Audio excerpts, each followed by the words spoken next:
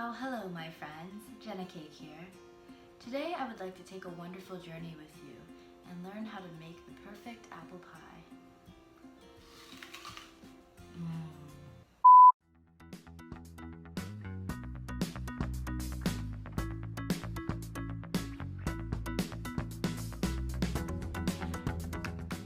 Apple pie, my friends, it's that classic dessert that we all know and love.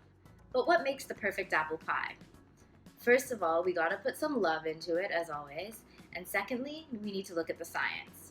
So to get that perfectly flaky crust and a nice texture of the apple filling, we'll look at two scientific principles. The first is pectin stabilization, and the second is gluten formation. Once we understand how to master those, it'll be easy as pie. Let's start off with good old gluten. Gluten is what forms when wheat flour comes in contact with moisture, for example, water. So it starts off as smaller strands, and the longer we mix it, the longer the strands become. This provides elasticity and volume, which is good in products like bread and buns.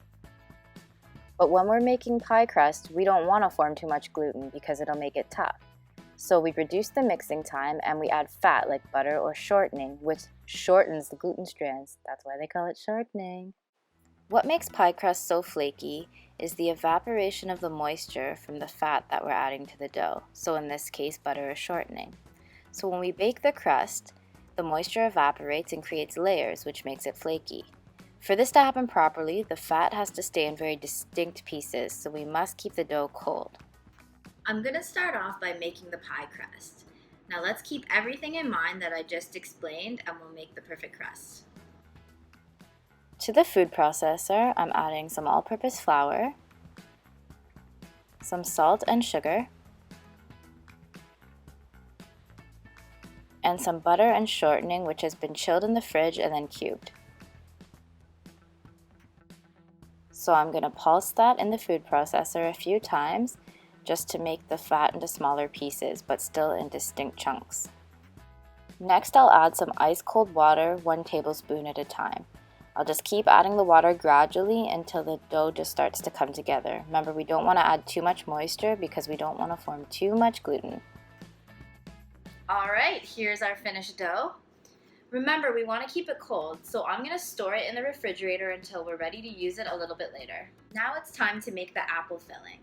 So our goal here, when we bake the pie, is for the apples to soften slightly but still hold their shape and have a little bit of texture and bite to them. Basically, we don't want them to turn into mush. This is where pectin comes in.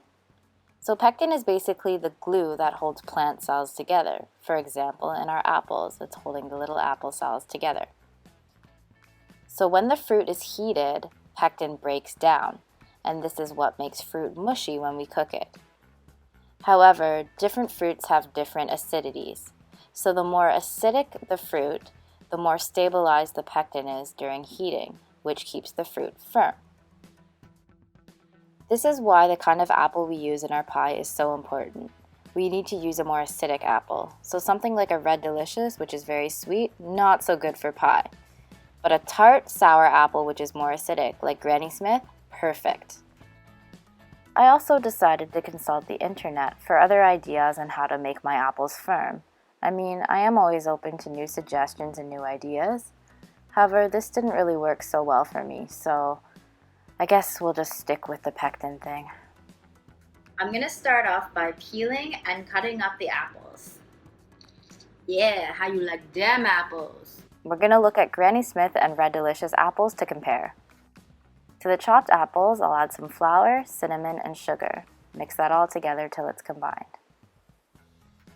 Next, I'll roll out the pie dough and fill it into these little baby pie plates.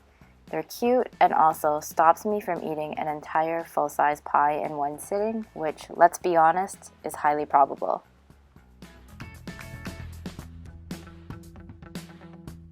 We'll bake these for about a half an hour. Okay, these just came out of the oven, so now I'm going to be very patient and wait for them to cool down. Okay, the pies are cooled down now, so now we can dig into them. Let's check this out.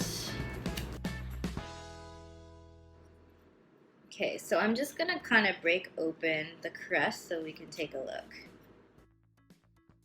You can see the difference here between using the Granny Smith and the Red Delicious apples. So the Granny Smith held their shape during baking, the Red Delicious just turned to mush.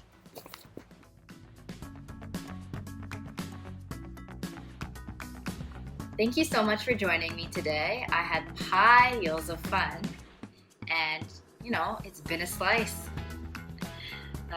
I guess there's only one thing left to do here.